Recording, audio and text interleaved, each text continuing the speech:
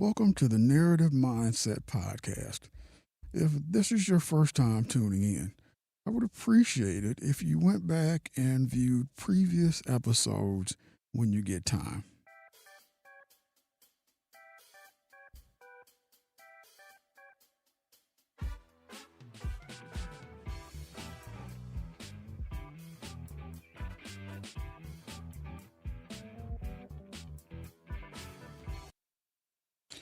Well, it has been a, I don't know what to call it. It's been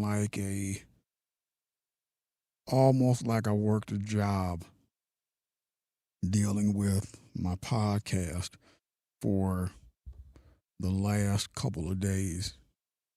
I mean, it's been like almost to the point where I was ready to throw this thing up against the wall. Seriously.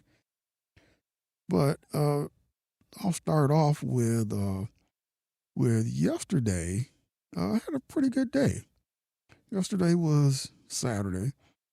Had a pretty good day, pretty good bride share day or whatever. Uh, Ended up coming home on my regular time, and not sure if I shared this in any other podcast, but I had uh, Bucharest Grill, shawarmas. I was introduced by a old coworker to shawarmas because I'd never had one before in my life, and now I'm like hooked. I'm hooked, and they are so delicious, especially from Bucharest Grill. Shout out to Bucharest Grill. You guys make awesome uh, shawarmas. And I kind of figured, with the economy and everything, I kind of figured, you know what?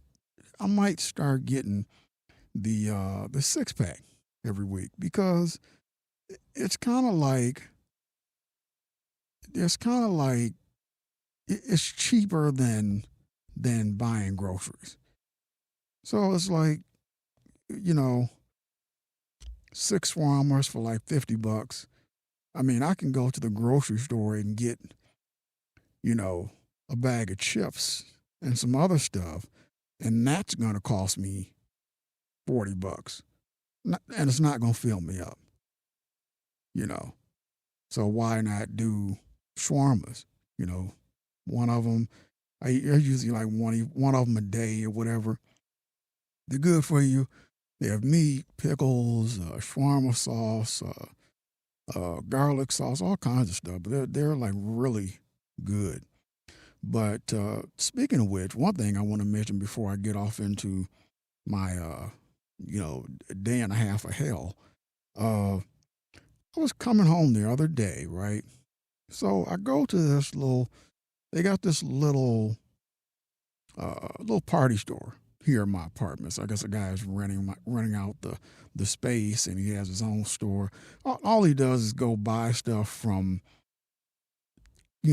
probably a wholesale store or maybe even Myers. I don't know. When stuff is on sale, he'll bring it back to his store and then just sell it. And it helps people who are, people who don't have a car, people who may be dependent on the bus, people who, for me, sometimes I'll stop there because I just don't feel like, going around the corner to the store and dealing with that whole thing, getting out, going in the store, dealing with that, and I just don't feel like doing that sometimes. So it's easier to come in here, go to his little store, grab a knickknack, whatever, and go home. So I went over there and I said, well, I usually get corn chips because that's like my corn chips and sherbet are like my arch nemesis, from because I have type 2 diabetes. So those are like my arch nemesis, because I can't have anything else. So, uh, so I go over there and I pick up 2 bags of chips. 2 bags of Doritos, right? So I go up to the counter and, you know, he's ringing it up. I pull out a 5, right? So this guy says, "Oh, well that'll be $12.50." I looked at him and said, "$12.50?" I said, "Are you kidding me? How much is a bag of chips, dude?" He said, "Well, bag of chips is $6.50." I said, "Dude, a bag of Doritos is $6.50. Are you kidding me?" Like, wow. I remember back when you could get a bag of chips for, there was I can remember back as far as 79 cents. Then they went up to $1.29, then $1.79, then $2.29. Then I think after $2.29 it might have been maybe $2.79, $2.89, three something, but geez, $7? It's like you can go over to the Bucharest Grill. You can get a shawarma full of meat that's going to fill you up and stick with you, actual food. Or you can go get a bag of chips that you're going to eat and be hungry, right after you're done. I mean, your choice, but it's like, the everything is just going up. I mean, it's just like it's ridiculous. It is just utterly ridiculous. I'm kind of glad I got my car when I did, because I got, as I said in earlier episodes, I got a 2021 Mustang, really nice, whatever, and it's gray. It's got the racing stripes on it. It's got the little red stripe on the outside. It's got blacked out. It's got the rims with the Mustang sign on it. When you open the door, it's got the kick plates. Those are, with the lit up Mustang sign. It's got leather seats, subwoofers. It's got the style bar inside, and when I let the top down, it's got a brake light that lights up. When you close the door, it's got this image of a pony that beams on the ground. Pretty cool. It's got like they have a special kind of exhaust, which I give Ford credit for that, because it's basically an electronic baffle. So it has a quiet start. So if you live in a neighborhood, you don't want to piss off your neighbors if you care, then it'll start quiet instead of, that throaty exhaust that we all like. Or, you can just go straight to the throaty exhaust. Since I live in an apartment, then mine is the throaty exhaust. Although, compared to an upgraded exhaust, my exhaust is like you can't even hear it. It's like, don't even do it, because they're drowning you out already. So nice car, but maybe in the future I'll do some upgrades. But my point was, I'm glad that I got my car when I did, because I mean, like right now, like holy moly, I got lucky with my car. I just want to dwell on that real quick. I got lucky with my car because I believe it was a demo model.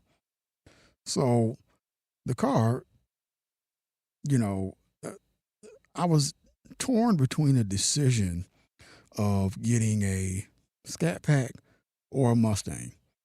So the reason I went with a Mustang is because I figured, you know what, I don't really have time to, you know, spend that kind of time worrying about somebody stealing my car. So I said, I'm just not doing it because I just don't have time. It's a car. It's a nice car, but I don't have time to dwell on it and be getting up, looking out the window, and all that other stuff. I just don't have time for that.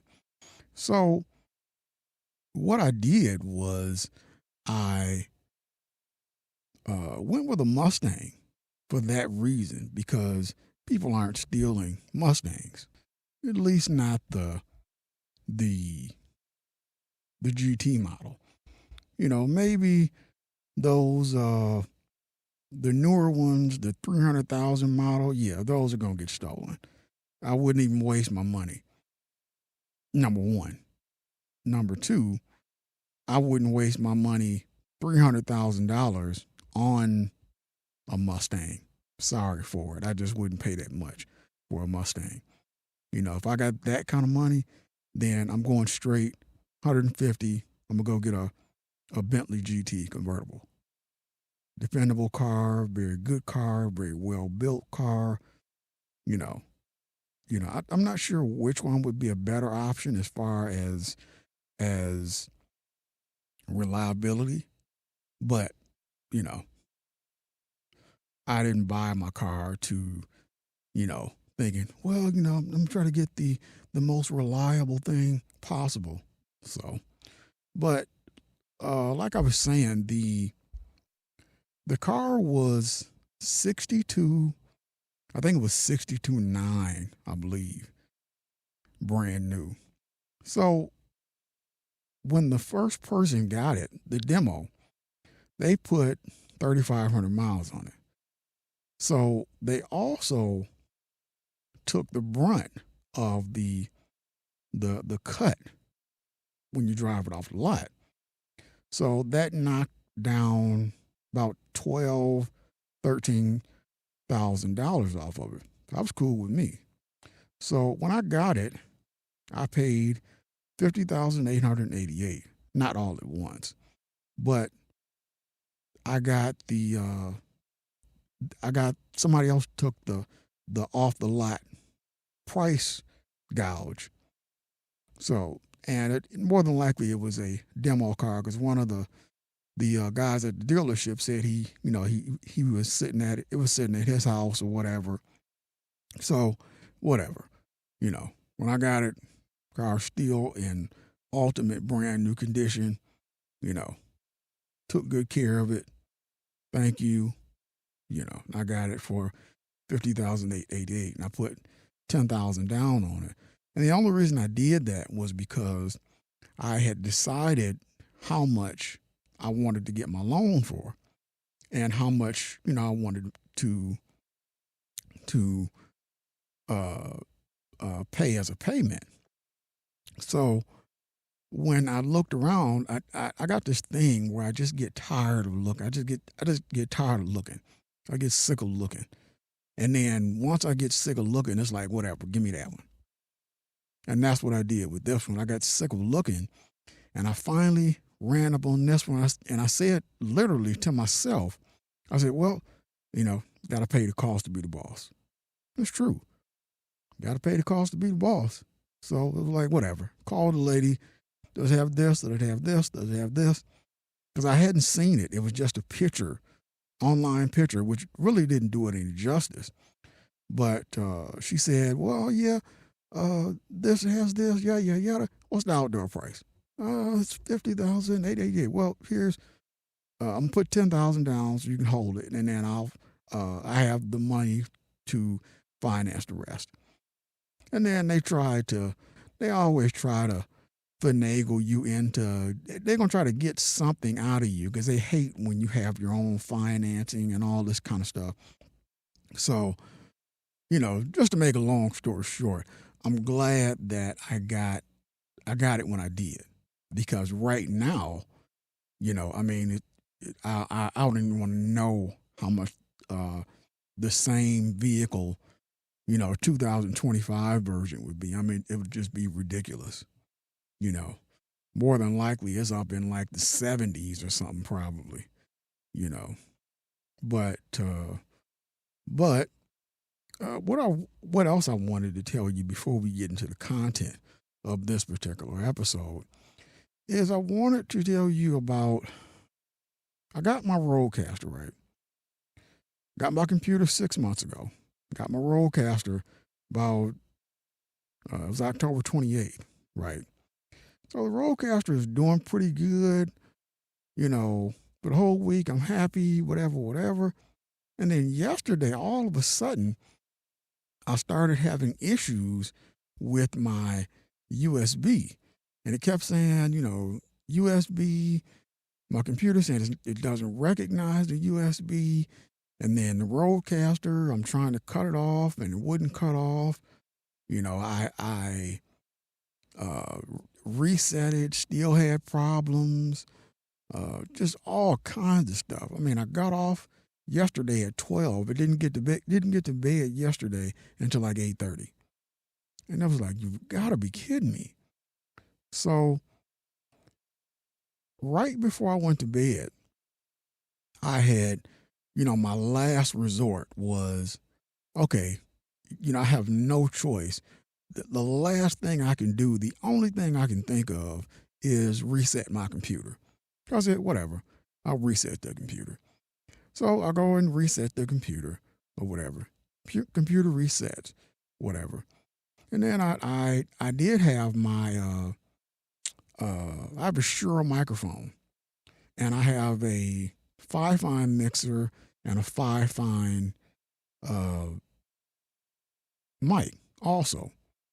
So one thing that whoever's listening to this podcast, one thing you might want to know is a Shure microphone, a Shure SM7B works with a 5-fine mixer. And it puts you right at the recording level that you want to be. So when you upload it to Spotify or wherever, and somebody comes and listens to it on their phone or device or whatever, it doesn't sound distorted. Because that's something else I learned yesterday. But to answer that question for anybody who wants to know, yes, you can get a Shure SM7B. You can get one off eBay for about $100. You can go get a 5-fine mixer for probably, I think, $60, $60, $70 or something like that. Probably off Amazon. Get an XLR, and your SM7B Shure microphone will work. It will just, your recording volume will be at probably 18 decibels, which is where you want to be, because 18 decibels is good enough. So when you upload it to Spotify, then when Spotify, does their thing with it, then it doesn't sound muffled when somebody listens to it on their phone or something like that. So it's just a little tidbit of information. But like I said yesterday, I also learned about the on your mixer when you're recording. What I found out is the slider is for your recording volume. So when you're recording, you want to watch the meter and you want to be at, between 12 and 18, negative 12 and 18 decibels. And that's where you want your recording to be. So the volume button is for how loud you hear it in your headphones. Not, you don't, when you cut the volume up, that doesn't mean that all of a sudden the peak level of your recording is going to get louder. It just gets louder in your microphone. You adjust your slider while you're looking at the meter, and you want your levels to be around anywhere from negative 12 to negative 18. You want it to peak around negative 12, 13, somewhere around there. So I found that out yesterday because that was something I didn't know, and I was always wondering, like, what, the what do I do with this? Because when in the box, knowing nothing about sound in the box, they just tell you, oh, just adjust it to the white line, and you're on your way, and that's just not what you do. You cut the volume up so you can hear it in your microphone, and you look at the meter on whatever you're using to record, and you make sure that your levels are between 12 -12 and 18. If they're over -12 or 18, then you just adjust the slider down and keep watching your meter until you're speaking and it stays within that -12, -18, or lower range. You could say -12 to maybe around -21, and that's a good spot to be as far as your recording volume. But so I got done with all of that, and then I said, you know what? After I hooked up my Fi-Fine and it was working with the Shure microphone, I said, you know what? Maybe I'll try this Rodecaster again, just real quick, and see if maybe now that I've reset my computer, maybe the Rodecaster will work the way it's supposed to. Because I think it was a combination of both. There might have been like a bug that got caught up in there or something. Also, I'll say this real quick. If you have a Rodecaster Pro 2, when I went to record music on one of the touchpads, what I did was I went on my desktop. I used the desktop because it's easier, and I just took a music file and drug it over, set it for that particular button. But when I went to record, the problem is it kept cutting out. So I was like, man, what? Why is this cutting out? So what I ended up doing is I ended up going to the channel on the Rodecaster Pro 2 for that particular pad where it plays music, and I cut off all the processing for that, and then that stopped it from cutting out when I was listening to the playback on because I use a WavePad. It stopped it from cutting out or whatever, because I think it was just that processing was trying to compress and noise gate and all that other stuff with the music, and I don't really need that for it.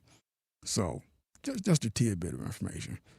But like I was saying, I thought about it after I reset my computer. I had hooked up the Fi-Fine. That was good. Found out the Shure would work fine with that. It's not going to be super loud, but like I said, where you're at with a Fi-Fine and a Shure SM7B, you're right where you need to be. So you just have to get right up on the mic. I mean, I'm right up on my mic right now, but I have my settings set. But you're right up on the mic, and it doesn't sound bad. And it's definitely a good starting point, and or you can stay there or whatever, but definitely a good thing. But after I did that, then I said, let me go get the Rodecaster Pro 2, see if it'll work. So I went and hooked it up. It ended up working. Everything ended up working fine. No issues or anything. So I was like, okay, cool.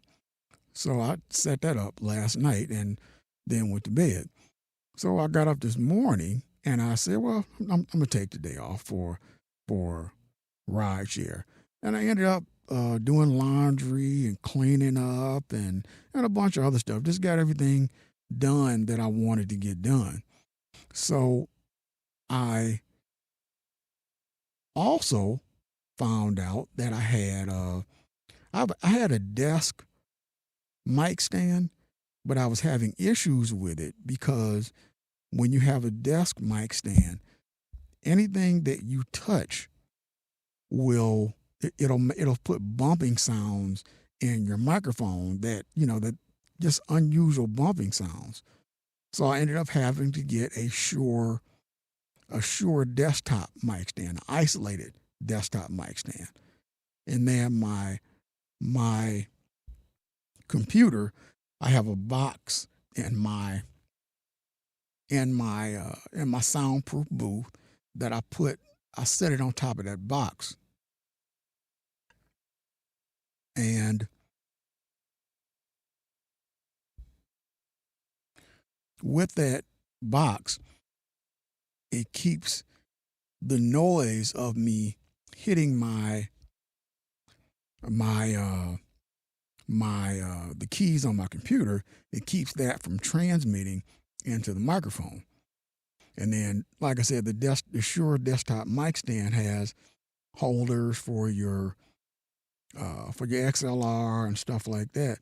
So, but this other mic stand that I had, I've been trying to figure out, what would fit the screw on the back of the Rodecaster Pro 2. So I had been trying to figure that out, and that kind of gave up. But I thought about it, not a couple hours ago. I'm sitting here looking at this desktop mic stand that I had kind of threw in the corner. I'm like, I wonder. I wonder where that little screw on the top of there. I wonder where that fit in the back of the Rodecaster. Tried it. Sure enough, it fit. So I took the desktop mic stand. It's right next to the Shure mic stand, and I, clamped it to my desk. And now, if you can picture it, I'm sitting here in my little sound isolation booth that I bought off Amazon. I reinforced that with a bunch of moving blankets from uh, Harbor Freight. Then my computer's in front of me, and to my left, my Rodecaster Pro 2 is sitting straight up because it's on that stand. And then my mic, that stand is over it, with my mic right in front of me. So it works pretty good, and it saves a little space, gives me a little cubby hole, to throw stuff back there, because I got tons of stuff in here. I even took an old light, one of the ones that a lot of people, you'll see them use it. It's on a stick. It's a round USB light, and I got some zip ties, hung that up on the frame of the isolation booth, and plugged it into my computer, and that's what I use for a light. And uh, everything is working pretty good. I got my also yesterday. I got my settings tuned in. I'm not sure if you can tell, but my voice on this particular podcast episode should sound smoother, uh, more defined. I got my levels where they need to be. So this particular episode should be the beginning of actual listenable episodes. Because it's you know it's a process. It's definitely a process. You know, I mean, say what you want. It's a process. And I give anybody out there credit for starting. I don't care what you sound like, start. Because what'll happen is you'll start, you'll see stuff that you may want to fix, and just keep at it. Just keep at it. Keep trying. Keep chasing that sound you want until you get it. You know, and something it's going to cost you a little bit of money. But it's better to spend the money than to go the cheap way, and you're kind of upset because your podcast isn't sounding the way you want it to, or whatever. The EQ setting, you can, they have Chat GBT or Copilot that'll give you the settings for the particular sound that you're looking for, and it'll walk you right through it. It's a process. I've cussed out my co-pilot a couple times. He's a good guy, but he's definitely a trooper. But like I always say, growth is the most important. Be a better person tomorrow than you were today. It doesn't matter if you've been thinking about figuring out how to, live a healthier life or whatever, and you decide, well, you know what, tomorrow I'm gonna start, walking around the block once a day. That's growth, because you're a better person when you start walking around that block once a day than you were the day before when you were a couch potato. So, any little bit of growth always matters. Always be your biggest cheerleader. Don't depend on other people to be your biggest cheerleader, because I was listening to Sammy Davis Jr. and he made a good point, and this is something that's really kind of bothers me a little bit, because I'm an unliked person. I'll meet people, be talking to a guy, and it just doesn't make sense that I'm talking to a person and their friend is almost about ready to blow a fuse.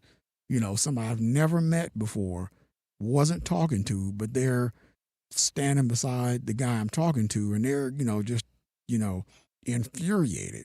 It's like, yeah, you that's not my energy. That's something that's going on inside of you.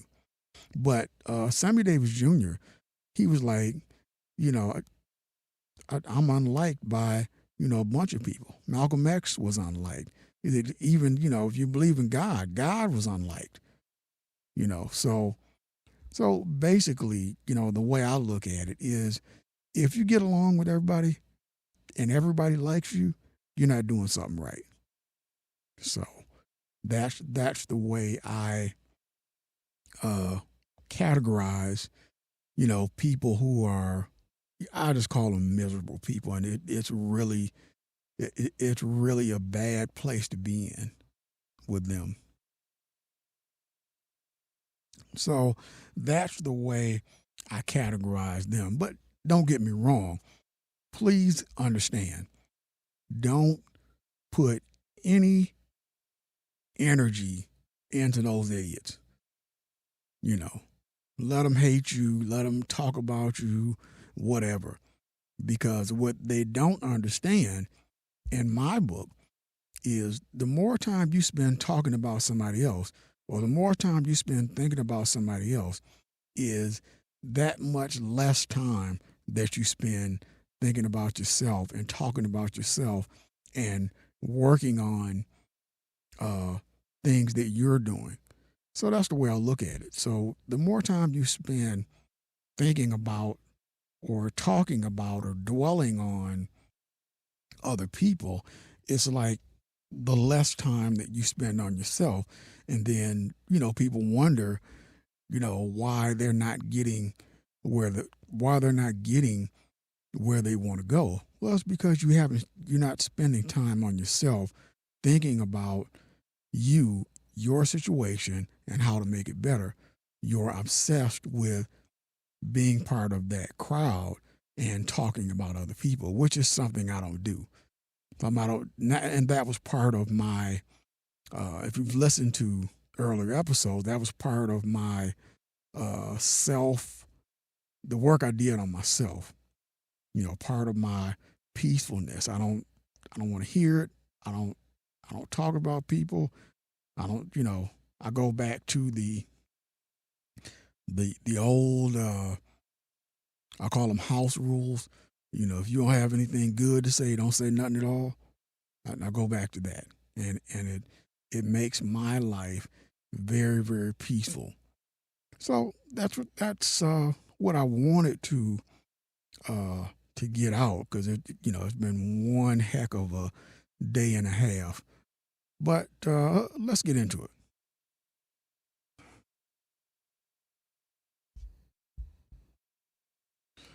The air in cell 17 hung thick and cold, tasting of rust and forgotten time. It was the deepest blue hour, one where the shadows became definitive and the outside world ceases to matter.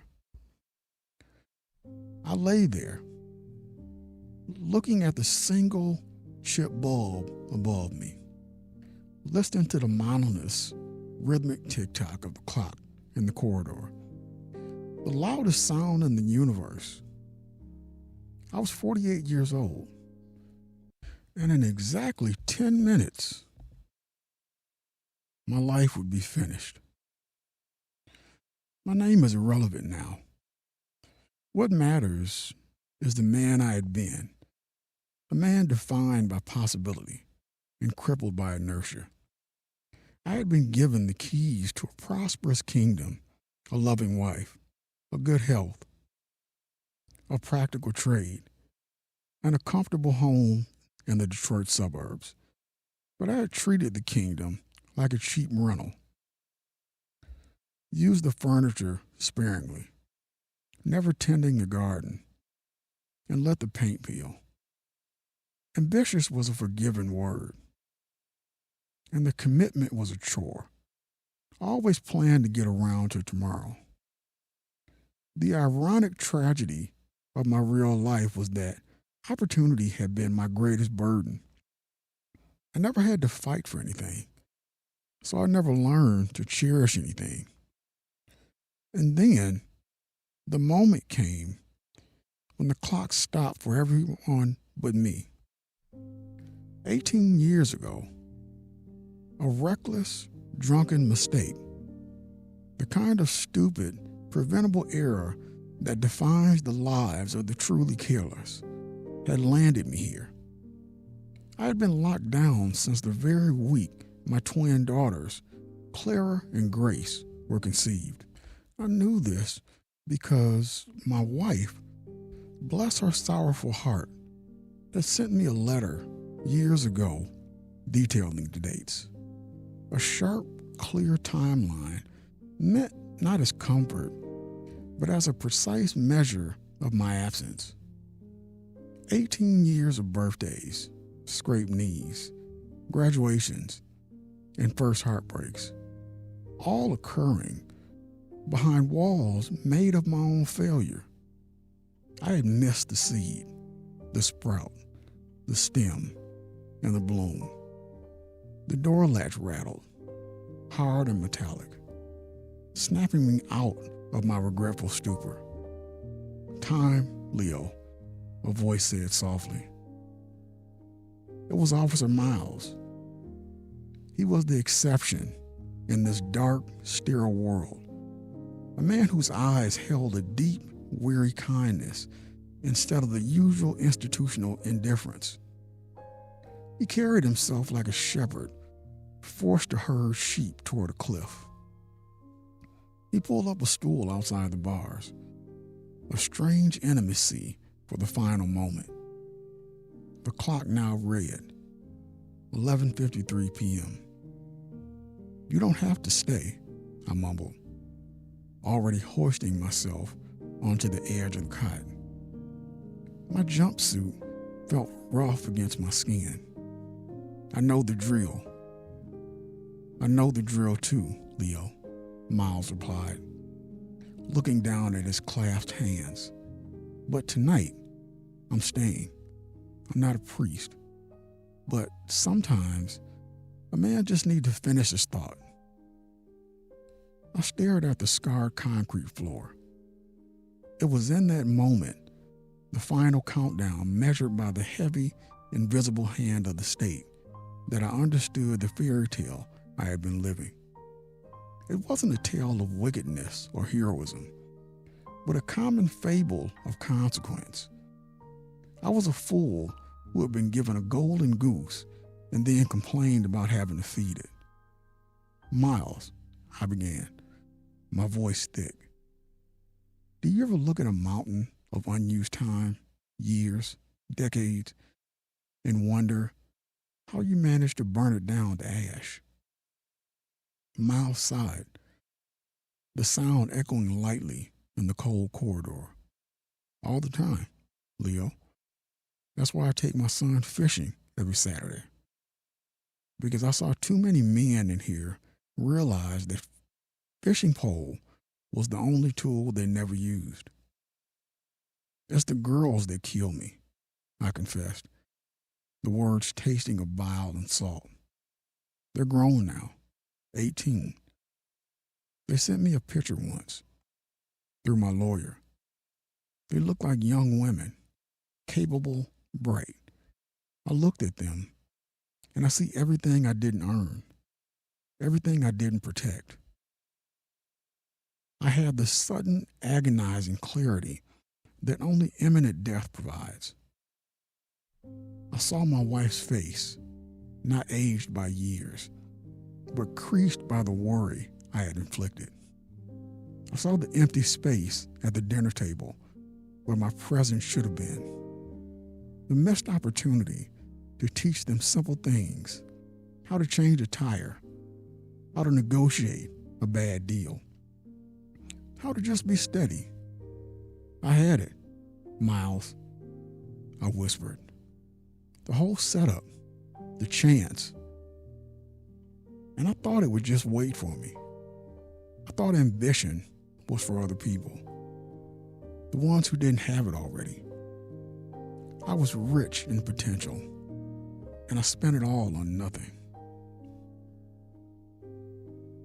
The clock chimed the quarter hour, 11:55 p.m. If I could trade it all, I continued, leaning toward the bars, my voice rising in feverish desperation. This was the moment of the bargain, the desperate prayer to the universe. I would give this whole wasted life, this whole damn prison sentence, just to stand in the kitchen tomorrow morning, just to stand there, smelling the coffee, arguing about the thermostat, waiting for one of the girls to wander down in mismatched socks, half asleep. My eyes filled, blurring the cruel geometry of the cell. I wouldn't need wealth, Miles. I wouldn't need glory. I would just need the mundane, the boring, the absolutely essential routine that I had scorned. I would get a second job. I would build a deck. I would stop waiting for the perfect moment and start honoring the present one. Miles looked at me, his eyes full of pity that felt sharper than any judgment. That's the hardest part of this job, Leo, he said softly. Hearing a man finally figure out the value of a Tuesday morning, 5 minutes before he loses every morning forever. It's a cruel magic trick, isn't it? I laughed, bordering on hysteria. To only see the path forward when you're standing at the edge of the abyss. If I could rewrite the beginning of this story, if I could go back to that point 18 years ago before I made the choice, I would be a different man. I swear it. I would be a good man. I would be ambitious for my family, devoted, present in every aching second. I gripped the bar, my knuckles white. I would give my soul, Miles, all of it, just for a restart button. The final minutes began to dissolve. The air pressure seemed to drop. Miles stood up, the chair scraping loudly on the floor, the signal that the walk was imminent. 11:58 p.m. He didn't offer platitudes or religious solace. Instead, he delivered a quiet, factual truth. The way a wise man in a fable delivers the moral of the story. The greatest tragedy, Leo, he said, his voice low, is that we believe the future is guaranteed. And the only proof you ever need that you were alive was the opportunity you wasted yesterday. He paused, then added, I hope you find peace.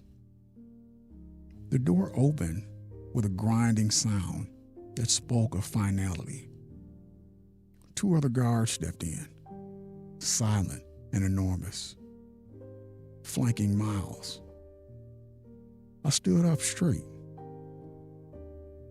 I looked one last time at the clock. 11:59 and 30 seconds. I began to walk, flanked by the heavy silence, moving forward, the room where the end waited.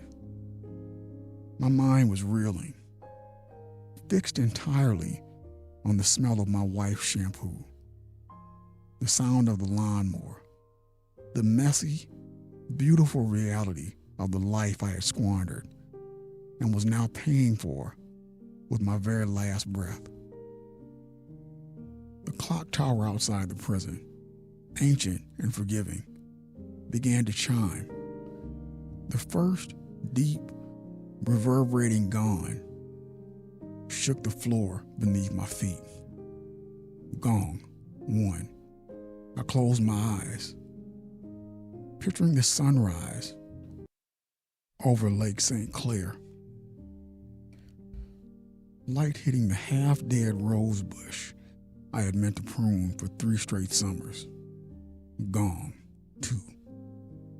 The taste of coffee. Gong 3.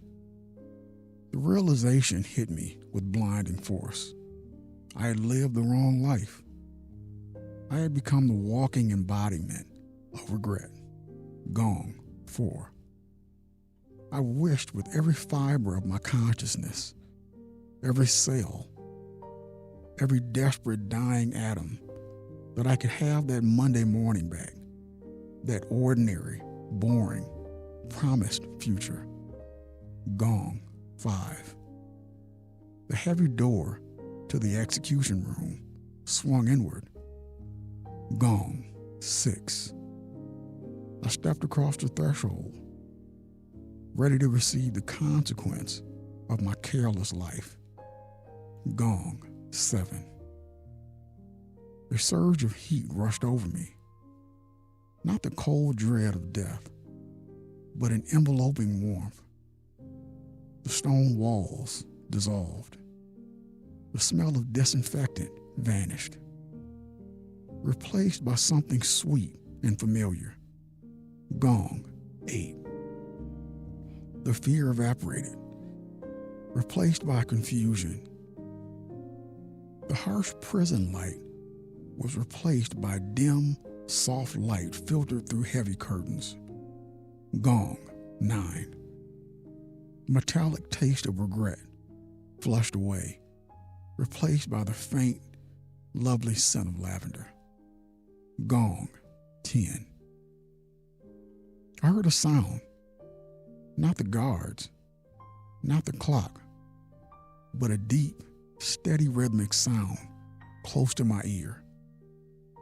Gong 11. I felt soft weight against my side and the pressure of a warm, sleeping foot hooked over my ankle. Gong. 12. Midnight. The time of execution. And then I woke up. I didn't snap awake with a jolt or a cry. I just woke.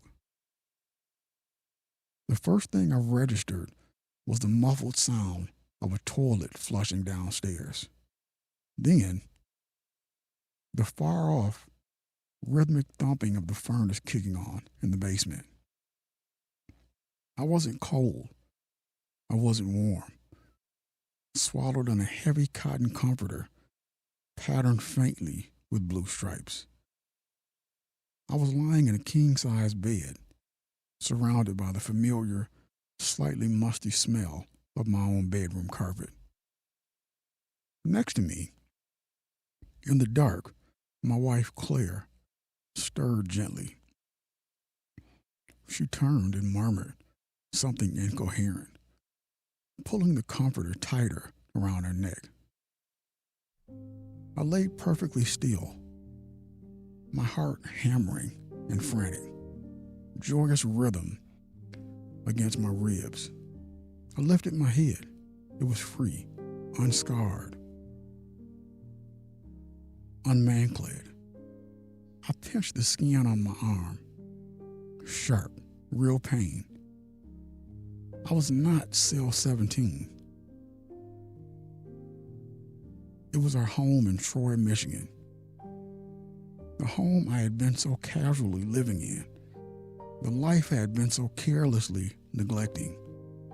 A blinding, dizzying wave of reality hit me. The death sentence, miles, the clock, the concrete, all of it had been the most visceral, agonizing nightmare imaginable. I sat up, dragging in a huge, shuddering breath of the soft, slightly stale suburban air. I was alive. I was 48, exactly as I had been when I fell asleep. And I had been given the ultimate, horrifying gift, a blueprint of the destruction I was actively building with my continued lack of effort. I climbed out of bed, carefully not to wake Claire. I walked to the bedroom window, pulled aside the curtain, and looked out at the street. The orange glow of the streetlights washed over the quiet neighborhood. Snow was falling, soft and silent, coating the dormant lawn I hadn't bothered to rake properly back in the fall. The profound relief was instantly eclipsed by a terrifying sense of urgency. I looked at the clock on the nightstand, 5:15 a.m., not midnight. It was still dark, but the day was beginning. 18 years. That was the age of the twins in the dream, the measurement of my neglect. I thought of my real daughters.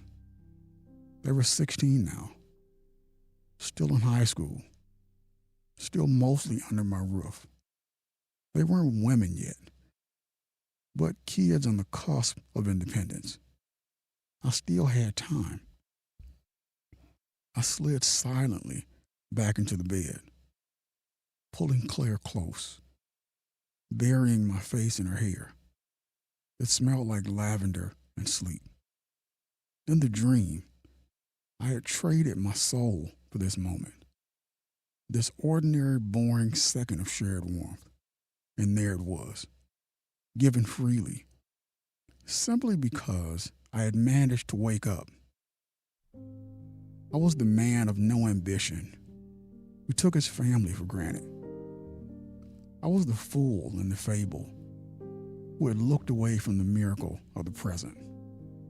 I lay awake until the silver of dawn began to creep under the curtains. When my alarm finally went off at 6:30 a.m., I didn't hit the snooze button. which had been my custom for the last decade. I got up immediately, my muscles still aching with the ghost memory of finality. I went downstairs. I didn't wait for the coffee to brew or the news to turn on. I walked straight to the small, messy home office I avoided. I booted up the computer. I opened a blank document and I typed 2 words: business plan. I thought of Officer Miles, the kind, weary conscience of my dream. I thought of the solemn promise I had made while staring down death. I would be ambitious for my family, devoted, present. As I sat there, watching the sun rise over the snow-covered yard from the window, a moment I would have previously ignored, I realized the true, frightening morale of my dark fairy tale. The execution clock is ticking for all of us. It measures not just the end of life, but the end of every moment we choose to squander. I had been granted a reprieve only in the dream, but the lesson was real. Don't wait for the final chime to appreciate the precious, messy, irreplaceable gift of an ordinary Monday morning. Don't wait for the dark to realize the value of the light you already possess. The time to start living the life you would beg for on your deathbed is now. Clock is running, and this time I was determined to use every second. Thank you for tuning in to this episode of the Narrative Mindset Podcast.